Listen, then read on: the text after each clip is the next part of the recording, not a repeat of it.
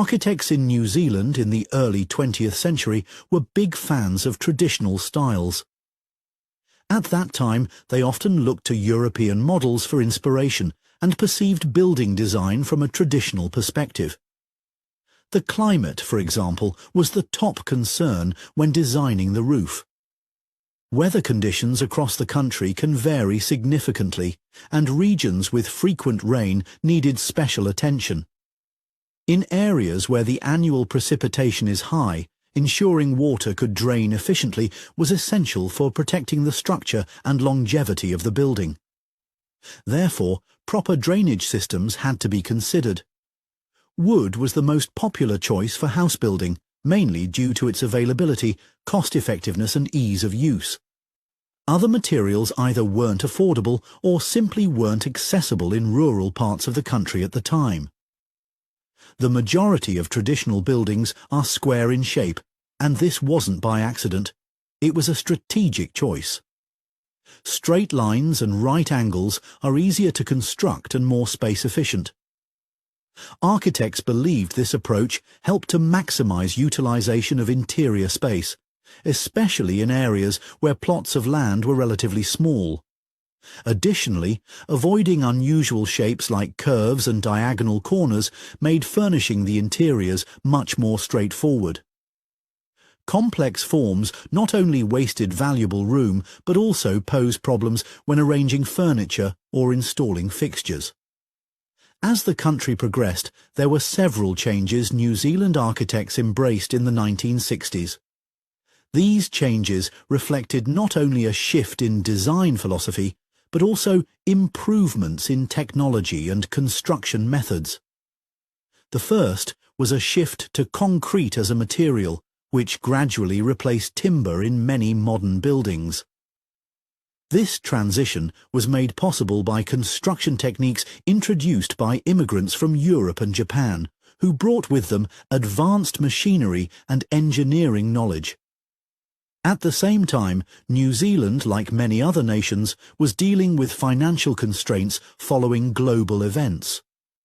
Because of the economic impact of the Second World War, resources had to be used wisely.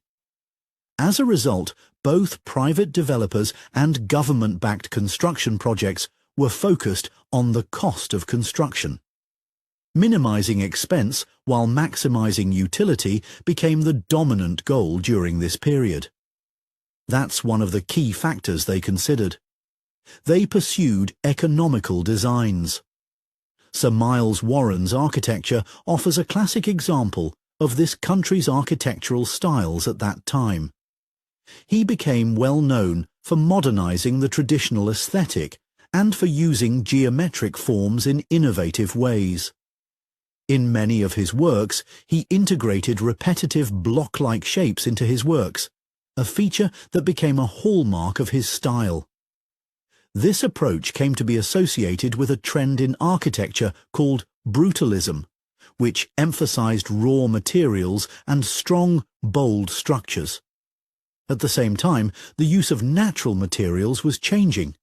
He, like others, abandoned some expensive materials such as stone, not just for economic reasons, but also for practicality in mass construction.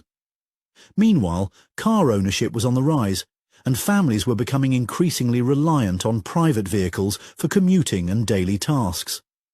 As a result, equipping each new house with a garage gradually became trendy. This change was seen not just as a convenience, but as a necessity that architects needed to incorporate into every design for suburban homes. Among other modern housing styles, Lockwood homes, which featured identical walls, stood out for their uniformity and efficient production. These homes were mass-produced and became popular for their quick assembly and affordability. They also gained in popularity, especially among working-class families. However, the design was not without its critics. Some architects and homeowners felt it lacked variety and personal expression, and the buildings were also criticized for this characteristic. A sameness that didn't allow much room for individuality or creativity in layout.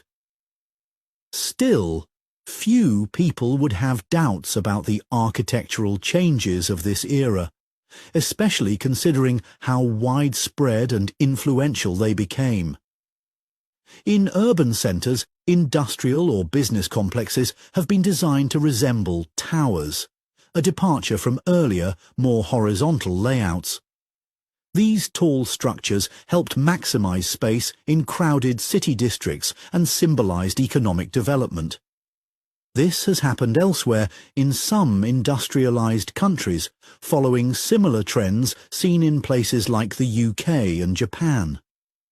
In addition to the overall shape, which served a functional purpose, architects also concentrated on the visual appeal of some detailed designs, such as shadow and colours. These finer aesthetic elements helped modern buildings feel less sterile and more engaging to the eye, improving both their beauty and their emotional impact on residents and visitors alike.